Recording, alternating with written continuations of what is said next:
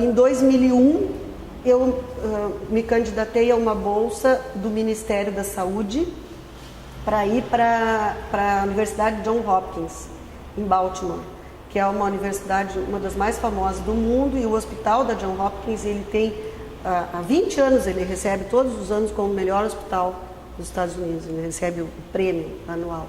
Então, a clínica de doenças infecciosas da Johns Hopkins fez um convênio com o governo brasileiro para mandar médicos para lá fazer estágio. E eu me inscrevi para esse estágio e eu fui em 2001. Fiquei 2 meses, fiquei janeiro e fevereiro lá. Às custas do Ministério, o Ministério pagou a passagem, a Johns Hopkins me deu estadia e diária para ficar lá. Foi uma experiência fantástica e o que eu aprendi lá, assim, ó, não tem, é uma coisa assim espetacular. E até hoje eles são assim o top de linha, né? Bom, quando eu estava na Johns Hopkins, um dia o meu instrutor veio assim com um jornal me mostrar. Tinha saído em letras garrafais, um jornal americano, que o Brasil tinha ganhado o prêmio da Organização Mundial da Saúde por o melhor programa de AIDS do mundo, ganhou $1 milhão para ser aplicado no governo. Porque quando o Brasil decidiu que ele ia dar todo o tratamento gratuito, a Organização Mundial da Saúde fez, nossa, acho que isso não vai dar certo. Eles criticaram na ocasião. E, no entanto, os técnicos que estavam na direção do programa na época, eles tiveram visão. Bom, nós vamos tratar agora, mas nós vamos poupar muito em internações, em leitos, né? Então, foi um programa que deu muito certo. Tanto é que nós temos vários técnicos do Ministério da Saúde, hoje em dia, em países africanos, montando esse mesmo sistema com os moldes brasileiros na África, embora seja uma coisa um pouco irregular a distribuição ainda da medicação, né? E assim foi. Então, para mim foi uma coisa que me provocou muito orgulho, né, de ser brasileira, estar lá na Johns Hopkins, e o meu instrutor americano vir me mostrar que o Brasil tinha ganhado um prêmio por ser o melhor programa, né? Bom, aí a Universidade Johns Hopkins, ela mantém esse convênio com o Brasil até hoje, mas acho que não vão mais médicos, mas eles vêm cada 2 anos. Então, 2002, 2004, 2006, 2008, 2010 e 2012. Cada 2 anos eles vêm, toda a equipe com quem eu trabalhei, e eles fazem a Conferência Brasil Johns Hopkins, que é lá no Hotel Sofitel em Copacabana. Então, vem todo o grupo. Eles ficam 2 dias, patrocinados em parte pelo Ministério, pela Secretaria Estadual do Rio de Janeiro e pela indústria farmacêutica. Eles ficam 2 dias, foi agora dia 12 e 13 de abril. Eu estive lá, foram 2 dias assim de absoluta ciência e eu tive agora a exata sensação que eu tive em 1996, lá no Congresso de Vancouver. Aquela coisa assim, de a gente ficar com a boca aberta vendo essas descobertas. Eles agora trouxeram 3 estudos clínicos que talvez em 5 anos nos propiciem a cura, a esterilização do corpo do vírus, entendeu? Tirar todos os vírus do corpo. Então eu voltei extremamente entusiasmada desse congresso, porque eles mostraram assim, realmente parece um ovo de Colombo, mas ninguém tinha tido essa ideia antes.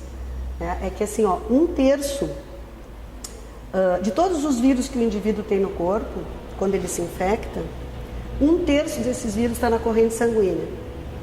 E 2/3 estão quietinhos pelo corpo, no intestino, no fígado, no baço, no cérebro. E nesses outros locais, eles estão em latência, estão como se hibernando. Eles não se multiplicam, ou quando se multiplicam é muito lentamente. Então é que nem o bacilo da tuberculose, né? Entra dentro da célula e fica em latência, fica quietinho hibernando. O vírus faz isso. 2/3 de todos os vírus que o indivíduo tem estão lá guardadinhos, nos chamados reservatórios. Bom, então os pesquisadores viram que os remédios que dispomos atualmente, que são remédios extremamente ativos, eles matam os vírus que estão no sangue, se reproduzindo rapidamente. Mas eles não matam, agem muito pouco sobre os 2/3 restantes que estão nos reservatórios, certo? Fizeram um modelo matemático, esse mesmo autor John Mellors, que publicou sobre a carga viral em 96, 98, ele fez um modelo matemático no qual ele prova que um indivíduo precisaria tomar 70 anos um esquema antirretroviral para esterilizar todos os vírus do corpo e curar. Então veio a ideia, mas por que ele leva tanto tempo? Porque os vírus do reservatório não se multiplicam ou se multiplicam muito lentamente. O indivíduo para de tomar o remédio, o vírus do reservatório vai todo para a circulação e se perpetua, se multiplica. Mas enquanto tem remédio na circulação, ele está quietinho lá. Então o remédio não age sobre ele. A palestra que eu assisti agora em abril chamava-se Acordando o Reservatório. Então a ideia é a seguinte, são 3 remédios, um dos quais já conhecemos, ácido valproico, que é um anticonvulsivante usado há mais de 200 anos, o outro é um derivado da sulfa, o terceiro não me lembro o nome agora. Mas são 3 medicamentos que são dados para esses 3 estudos clínicos grandes que estão sendo feitos, são dados junto com o coquetel do tratamento do HIV. O que esse remédio faz? Vai nesses lugares onde o vírus está dormindo e acorda o vírus. Faz com que ele entre em multiplicação e vá para a corrente sanguínea, o remédio mata. Ele acorda o reservatório, vai para a corrente sanguínea e o remédio mata. Então, segundo esses trials agora, é possível que se faça um cálculo matemático a partir das cargas virais que o indivíduo apresente na primeira vez que ele seja descoberto portador do HIV, para calcular aproximadamente um modelo matemático quantos vírus ele tem e a partir daí fazer um cálculo de que ele possa se abreviar isso para 2 anos, 3 anos de tratamento. E aí o indivíduo pode parar de tomar o remédio e o vírus não aparece mais. Então foi uma coisa assim que me deixou até emocionada, porque eu que estou desde o início, né? Como diz o Dr. Breno Riegel lá do Conceição, que eu já sou uma lenda viva, me senti a própria múmia, né? Do Egito, quando ele me chamou de lenda viva, só porque eu estou desde o caso número 1. Mas assim, então esse desvio que eu sofri na minha especialidade, eu sou pneumologista, mas a partir de 1996, o Dr. Gabriel Narvaez, que é o chefe do serviço de infectologia da PUC, me convidou para trabalhar no serviço de infectologia pela minha experiência com HIV. Então eu estou desde 96 no serviço de infecto. E em 2005, como nós tínhamos, eu já fazia mais de 15 anos a especialidade, nós tínhamos residente já, nós fomos obrigados a nos titular. Então em 2005 eu fiz o concurso para especialista lá em Belo Horizonte, no Congresso Brasileiro, e então eu já sou infectologista, especialista pela Sociedade Brasileira de Infectologia. Então é uma doença que não terminou, que não vai terminar tão cedo, que está em andamento, e o progresso, e o mais importante de tudo é que a AIDS, ela alavancou outras doenças, porque como ela trouxe com ela muitas infecções que estavam já meio esquecidas, né? Inclusive a tuberculose, que em países de primeiro mundo estava meio desleixado, os programas estavam desleixados, ela recrudesceu a tuberculose no mundo inteiro. Então, outras doenças começaram a ter novos tratamentos, novos antibióticos, novos tuberculostáticos, novos tratamentos para toxoplasmose, né? E, infelizmente, no momento em que ela se tornou uma infecção de evolução crônica, que não tem mais o seu prognóstico, não é mais inexoravelmente a morte, né? É uma doença como outra qualquer, como diabetes, como hipertensão, com algumas peculiaridades, exige um uso absolutamente regular da medicação, a aderência é a coisa mais importante para tratar um paciente com HIV, mas no momento em que as novas gerações não viram quanta gente morreu, não viram que o Cazuza morreu daquele jeito, né? Não viram a mortandade de todos e que nasceram numa época em que, tuberculose, não é? HIV tem tratamento, hoje tem remédio, tem tudo, tem prevenção. As pessoas pararam de se cuidar. Então as pessoas não estão mais praticando sexo seguro. E o grande exemplo disso é que não tem uma semana que eu não faço um diagnóstico de sífilis no meu consultório. Então, a sífilis recrudesceu também de maneira importante. No ano 2000, no Congresso da África do Sul, que eu fui também, já os americanos falavam assim, enlouquecidamente do que a sífilis estava voltando, né? E isso, desde então, a gente tem visto aqui. Semana passada foram três tratamentos novos eu comecei para sífilis semana passada. Então, vê que ainda temos um longo caminho, né?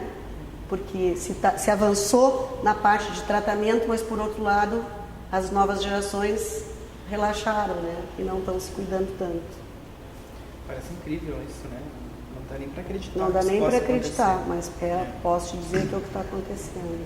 Antes do doutor falou de perguntar, doutora, só para eu entender direitinho. Sim. Então, 83 teve o primeiro caso, mas só em 84 que surgiu a definição do vírus, né? Então, se achou o agente etiológico, foi identificado o agente etiológico. Mas em 83, no começo de 84, quando o paciente faleceu, não se tinha ideia de que ele tinha HIV.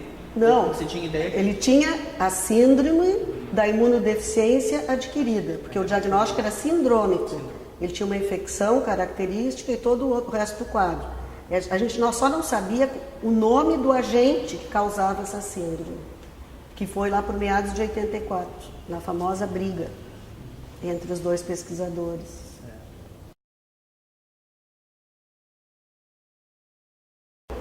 Eu sempre falo sobre esse assunto da transmissão, porque junto com a epidemia de HIV e depois da epidemia de HIV, se identificou o vírus C da hepatite, tá?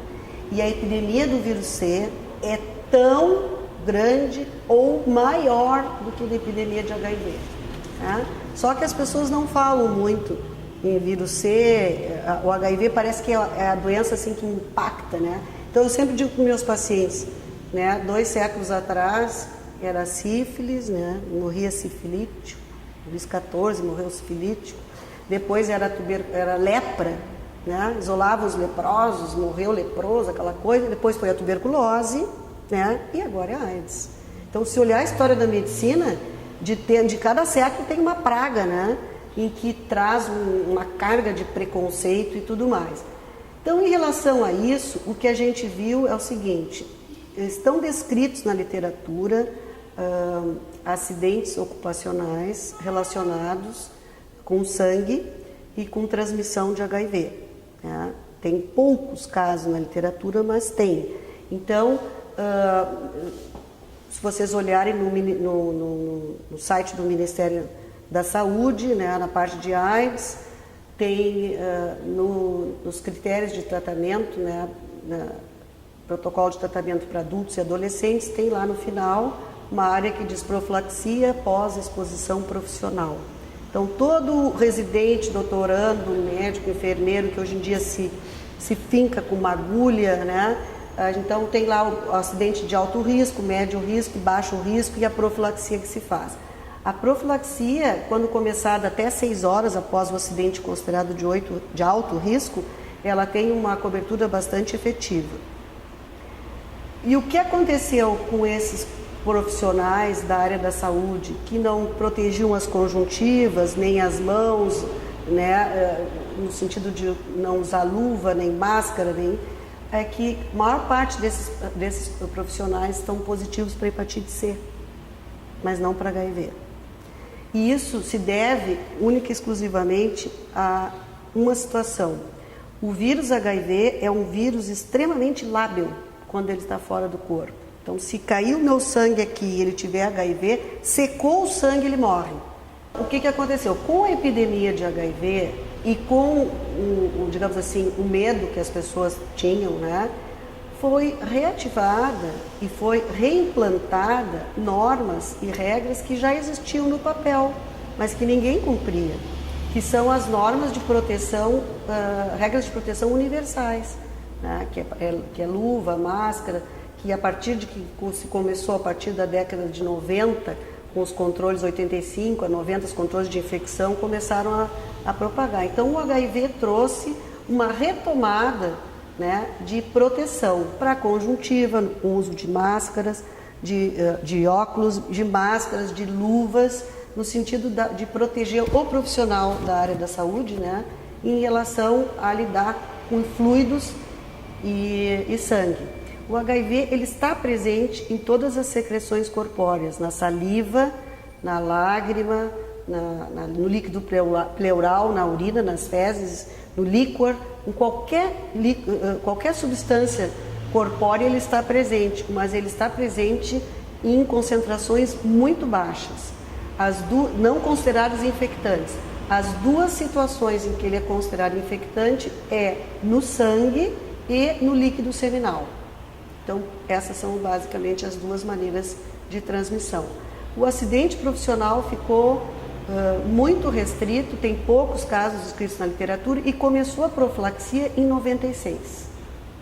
Os hospitais teriam um kit para oferecer, mas realmente mudou completamente. No pronto-socorro as pessoas trabalhavam sem nenhuma proteção e a partir de então, né? Mas posso assegurar para vocês que evidente que as normas de segurança universal têm que ser usadas para tudo, para todos os pacientes, não só para os portadores, porque a gente não sabe quem é portador e quem não é numa emergência, né? Então as normas universais de segurança têm que ser usadas para todos, mas elas vão proteger bem mais os pacientes do vírus da hepatite, tá? Porque ele precisa um inóculo bem menor, com um inóculo bem pequeno ele já se transmite.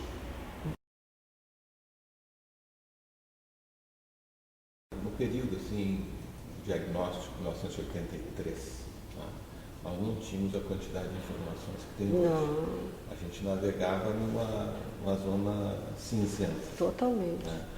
O Brasil já tinha outro diagnóstico de AIDS? Foi assim, ó, em seguida do diagnóstico do nosso caso, teve um outro paciente no Hospital Vila Nova, que foi diagnosticado assim um mês depois, e já haviam 2 casos descritos em São Paulo. Por isso que na ocasião que a gente apresentou o caso na AMRIX, que foi em janeiro de 84, o Dr. Paulo Roberto Teixeira, que era coordenador do programa de DST/AIDS de São Paulo, ele veio a Porto Alegre e participou da reunião porque já tinham 2 casos descritos em São Paulo.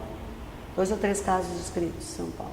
E nesta época se atribuía a transmissão a um grupo de homossexuais? Sim, do início, bom, o senhor sabe que os americanos são absolutamente obsessivos com dados e estatísticas.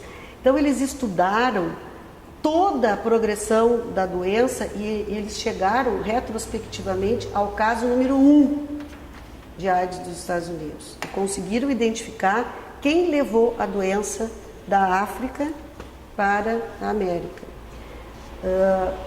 Existem relatos na África de tribos africanas perto do lago, do lago grande, lago Elizabeth, que morreram assim, na década de 50. A tribo simplesmente definhou e morreu. Foram morrendo. Na época eles chamaram Slim Disease, que é a doença do emagrecimento. E ninguém ficou com um diagnóstico do que era isso.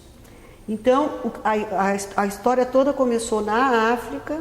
O macaco, tem um tipo de macaco africano que tem um vírus que é o ancestral do HIV. É o SIV, que é o vírus da imunodeficiência do símio. Tá? Esse SHIV é o ancestral do HIV. O que aconteceu? Existem várias tribos africanas que têm, em vários países, até hoje, que têm como hábito comer carne de macaco. E como nós gaúchos comemos carne mal passada, eles também comiam carne mal passada de macaco.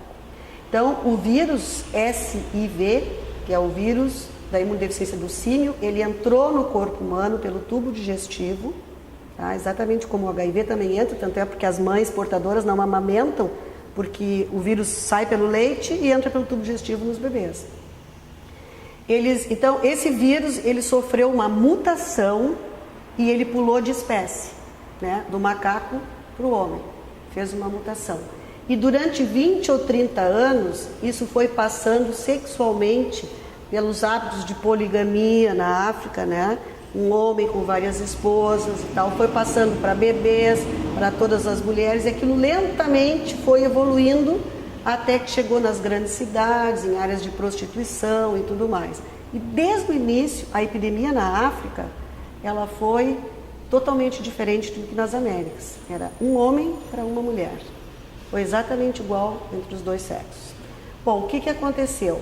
Um jovem de 35 anos, comissário de bordo da Delta Airlines, fazia a linha São Francisco, na Califórnia, com uma grande metrópole africana, que agora me falta o nome. Fazia uma linha para a África. E ele era homossexual. A gente sabe que os homossexuais têm uma característica que são mais sexualmente ativos, com múltiplos parceiros, né? Talvez agora nem tanto, que se cuidam mais, mas na época era. E São Francisco é considerada a maior comunidade gay do mundo, proporcionalmente ao número de habitantes. Então, ele se infectou na África e ele trouxe e disseminou em São Francisco, sexualmente.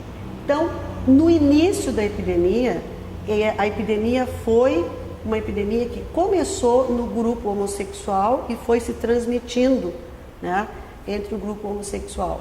Mas os epidemiologistas diziam, daqui a alguns anos, 10, 15 anos, isso vai desaparecer, porque vai se passar para outros grupos também. E, de fato, isso aconteceu. Então, por esse motivo, nas Américas, a transmissão, o índice de mulher para homem assim, era 20 homens para uma mulher doente. Começou muito mais nos homens em função de ela ter predominado no grupo homossexual. Bom, só que no grupo homossexual também tem usuários de drogas injetáveis que compartilham seringas com homens que não são homossexuais, que se infectaram e passaram para suas companheiras, que por si passaram para os seus bebês. Então, ao longo dos próximos 15 anos, a doença saiu do grupo. Não tem mais um grupo de risco, né? Existem alguns comportamentos de risco, como a promiscuidade sexual, né, e o uso de drogas injetáveis. Mas, atualmente, se nós formos olhar o número total de casos que tem no mundo e o meio de transmissão é 80% heterossexual. E a doença aumentou drasticamente entre as mulheres. Antes era 20 homens para uma mulher, agora são 1,8 homens para cada mulher. E no Brasil cresceu no grupo das mulheres de 13 a 20 anos. É só ver a quantidade de gravidez na adolescência que a gente tem, né? Isso é sinal de que não se usa preservativo. Então, isso no início foi na população por esse motivo. E assim foi vindo para o resto dos países. E depois isso mudou. Atualmente a transmissão é basicamente heterossexual. Os dados recentes da área de epidemiologia da AIDS aqui no estado, que são publicados pelo Ministério da Saúde, dizem que o Rio Grande do Sul, entre as 5 cidades de mais de 50 mil habitantes, tem a maior incidência. De 5 cidades, das 5 primeiras cidades, 4 são no Rio Grande do Sul. Tem alguma razão específica? Bom, eu estava discutindo esses dias esses dados com a minha colega de consultório, a Marileide Melo, que também trabalha com HIV e infectologista. A gente acha que existe aqui no Rio Grande do Sul uma cobrança muito grande em termos da notificação. Eu acho que os nossos dados são mais fidedignos, porque se notifica muito bem. Então, isso é uma coisa que poderia explicar por que nós somos a campeã, né, em casos por 100 mil habitantes. Fora isso, não tem outra explicação por que nós teríamos mais, né? Será que é porque a gente faz mais diagnóstico, notifica mais, em outros lugares não estão fazendo diagnóstico? As pessoas estão morrendo sem diagnóstico? Não sei. Essa é uma ideia que se tem, né? A AIDS está associado a grandes aglomerações urbanas, então ela predomina nas grandes cidades, né? E junto com isso está a tuberculose também, que também predomina em grandes aglomerados humanos, né? Por isso que a co-infecção nas grandes capitais está em torno de 30% a 35%. Mas fora isso, não se tem, ou nós estamos nos cuidando menos e adoecendo mais, ou nós estamos fazendo mais diagnóstico. A ideia que eu tenho é que o serviço aqui é muito bem organizado e que a gente faça mais notificações e mais diagnósticos. do que em outras áreas, né, onde as pessoas têm mais dificuldade de acesso, então se faz menos diagnóstico. Essa é uma explicação.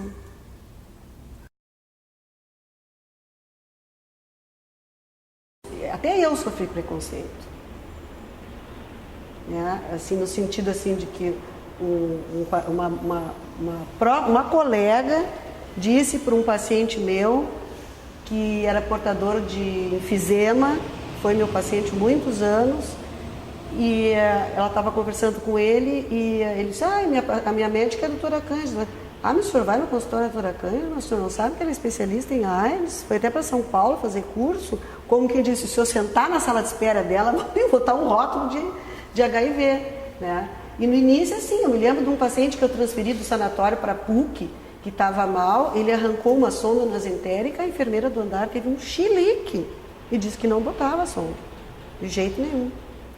Então, eu na época eu botei luva, avental, máscara lá, e eu passei a sonda, porque a enfermeira chorou, teve um ataque histérico, disse que não ia botar de jeito nenhum.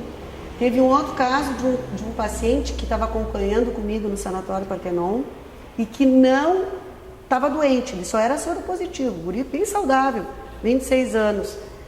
E aí ele teve um quadro de apendicite aguda e chegou na emergência da PUC e foi para o bloco.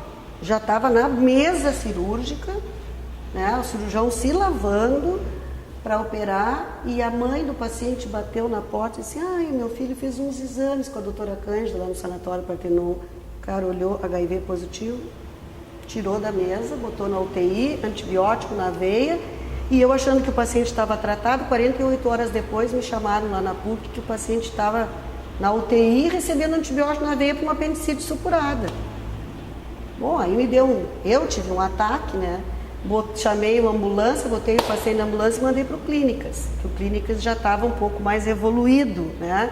Nessa parte do preconceito. Mas nós vivemos muito esse período, muito. Mais nos anos 80, bem no início. Exatamente, nos anos 90, início dos anos 90. Foi terrível. Entre o diagnóstico, a falta de informação no meio médico, era algo que deve ter complicado Complicou muito, porque assim, os pacientes diziam para mim, doutor, eu cheguei lá e disse para o doutor que eu tinha HIV, ele fez assim, arregalou os olhos.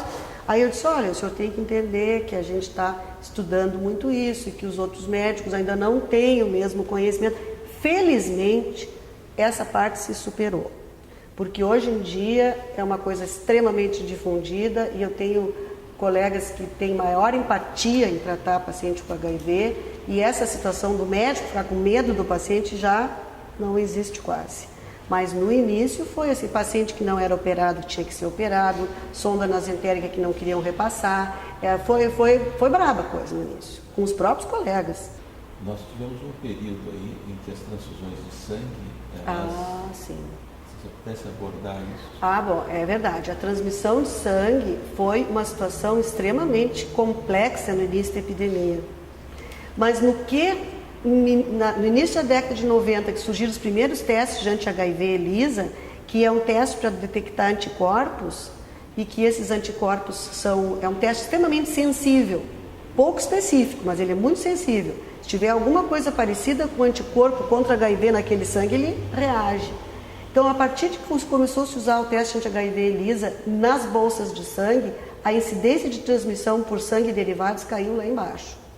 Então, essa é uma transmissão que atualmente não nos preocupa mais. Mas tivemos um período. Tivemos um período grande. Eu tive pacientes com 70 anos morrendo de AIDS porque 15 anos antes tinham feito uma cirurgia cardíaca e recebido transfusão de sangue. Paciente que fez cirurgia de próstata, sangrou muito, recebeu o sangue, 15 anos depois morreu de AIDS. Então, muitos casos. Mas a partir da década de 90 foi caindo, que nem a transmissão materno-fetal. Caiu assim lá embaixo, bem menos do que 1% atualmente. Foi um avanço extraordinário. Foi na transmissão vertical e na transmissão através de sangue e derivados. Esse foi um grande avanço. Doutora, para a gente já ir finalizando, qual é a sua visão sobre o papel da indústria farmacêutica nisso tudo? Bom, eu acho assim, que existe uma verdadeira corrida do ouro, né?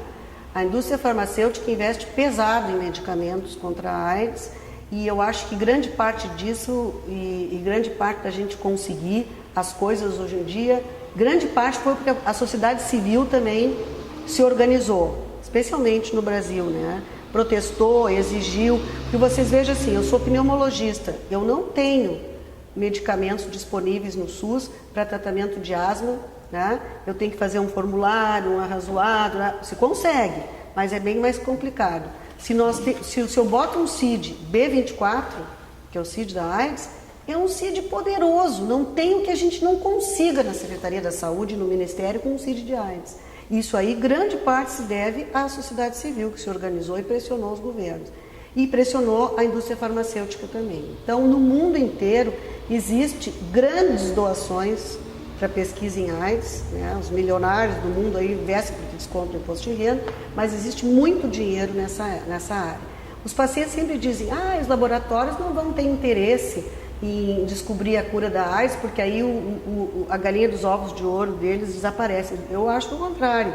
Eu acho que, ainda mais por essas experiências que eu relatei para vocês, cada vez mais as pesquisas da indústria farmacêutica têm trazido coisas novas, né? E o tratamento da AIDS passa por um remédio, sim, porque o vírus e a prevenção, não acredito muito em vacina a curto nem médio prazo, porque o vírus é que nem o vírus da gripe, ele sofre mutações rapidamente, aí vai ter que fazer uma vacina a cada ano, que nem da gripe, né?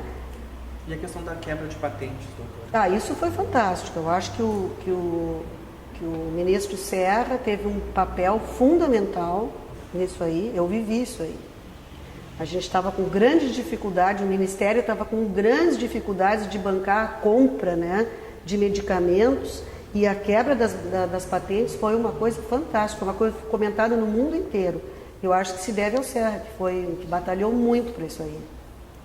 Ele jamais será esquecido pelos infectologistas do Brasil e por todos os pacientes, porque foi uma coisa fantástica que ele fez. E o que você acha, que os outros países, tem países com tantos mais... Claro que agora a gente vive uma situação econômica melhor, mas já há bastante tempo o governo federal disponibiliza esse medicamento. O que você acha que nos outros países que têm mais recursos... As situações econômicas são interessantes, né? Por exemplo, nos Estados Unidos não existe SUS, como nós temos aqui, que é teoricamente o acesso universal e gratuito. Não existe isso. Desde o início, a medicina deles foi uma medicina de grupo, sempre com convênios e tal. Então, não tem lá esse negócio do Estado assumir uma situação de dar medicamento. Lá é assim, ou o paciente compra, ou o paciente tem um seguro de saúde que paga para ele. E na maioria dos países é assim. Na Espanha, tem alguns estados na Espanha cujo o programa assumiu uma distribuição parcial e tal, mas não é a mesma coisa. Na África, os governos não têm nem dinheiro para saneamento básico e tratamento da tuberculose, né? Imagina dar tuberculostáticos. Mas estão melhorando. Agora um médico, o Dr. Robert Gluck, da John Hopkins, eles têm um braço da John Hopkins em Uganda. Eles estão fazendo um trabalho muito grande em Uganda para favorecer a aderência, né? Porque é muito difícil entrar nas vilas, nas tribos e convencer as pessoas a usar camisinha, a tomar remédio. É bem complexa a situação lá, por causa da estruturação das sociedades, né, lá. E eles estão fazendo um programa bem grande de aderência e tudo mais, mas lá é doação, é indústria farmacêutica, algumas iniciativas privadas, porque não tem, realmente não tem. É que nos outros países a estrutura de saúde desde o início foi assim, a maioria.